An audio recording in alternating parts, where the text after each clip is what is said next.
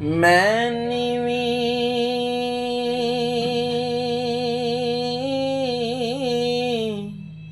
ਓ ਮੇਰਾ ਮੁਰਸ਼ਦ ਓ ਚਮ ਤੇ ਮੈਂ ਉੱਚਿਆਂ ਦੇ ਸੰਗ ਲਾਈ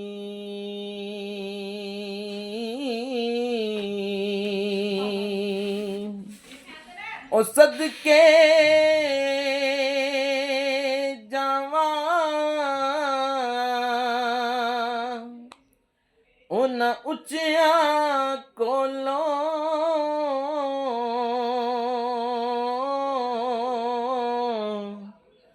ਤੇ ਜਿਨ੍ਹਾਂ ਨੀਵਿਆਂ ਨਾਲ ਨਿਭਾਈ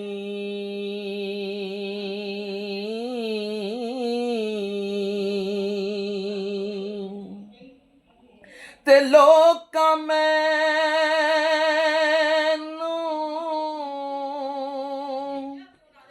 ਆਣ ਡਰਾਇਆ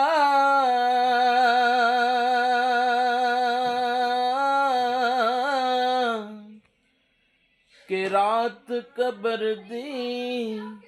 ਕਾਲੀ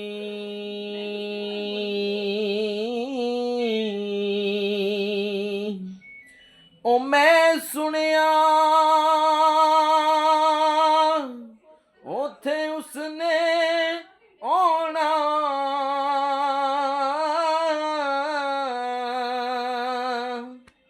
ਤੇ ਜੇ ਮੁੰਡੇ